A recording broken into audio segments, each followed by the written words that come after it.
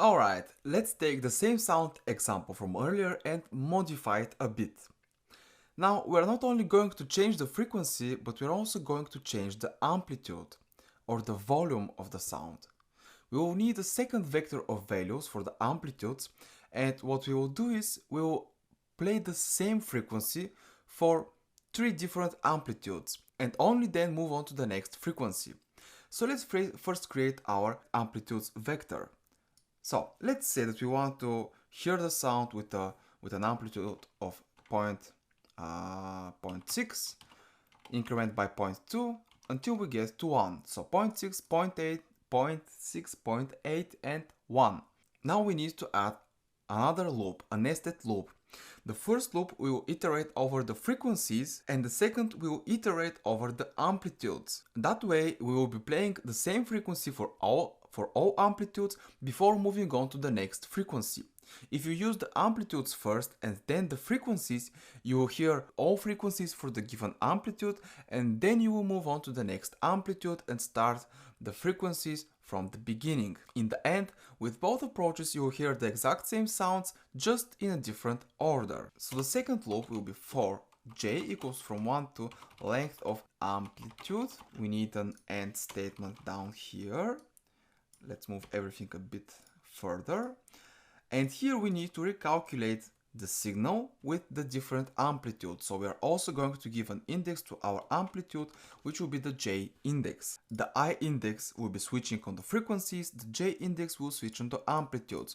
For a given frequency, we will first hear the 3 different amplitudes before moving on to the next frequency. So let's first make this with just 2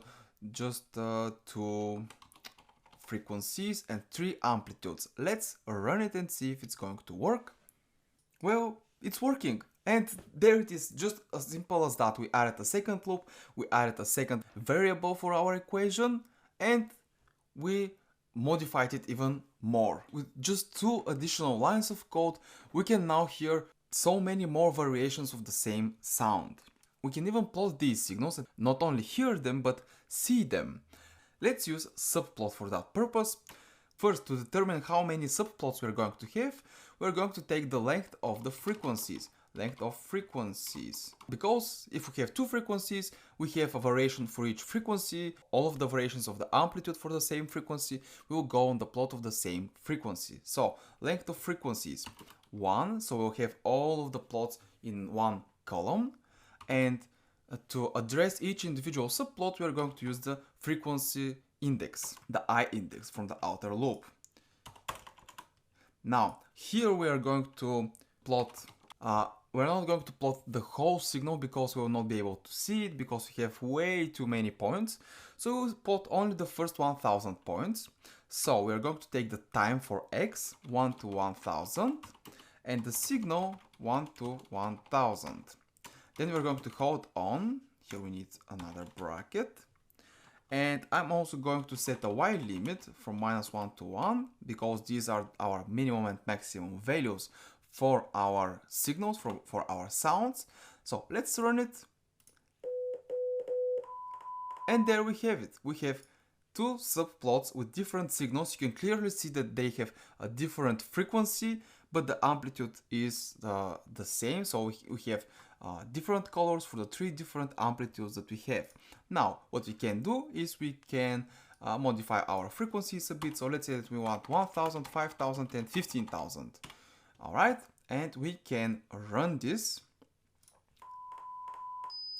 And we can clearly see, well, not that clearly on the last graph, because here the frequency is so big that we can't really see each individual signal.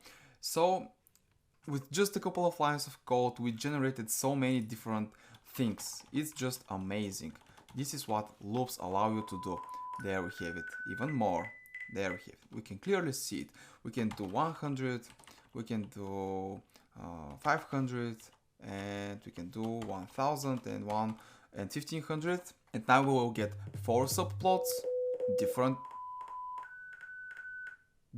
subplots with the different frequencies, and if you want you can play a bit and customize them. Now, finally, if you want to save all of these new signals into a single matrix, you will have to use a three-dimensional matrix. So far, we had our signals in a two-dimensional matrix. A given row of values was corresponding to a given frequency. So we had as many rows as we had frequencies to be calculated. But now we have that same two-dimensional matrix. The whole matrix is recalculated for each amplitude. So if we have 5 amplitudes, we have 5 different two-dimensional matrices. If we want to represent them in the same matrix, we have to make it a three-dimensional matrix.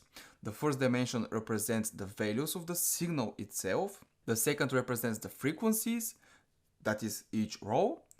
And the third represents the amplitudes. So the same signal with the same frequencies for the different amplitudes. And to do this, first we have to add here our third dimension, which is amplitudes.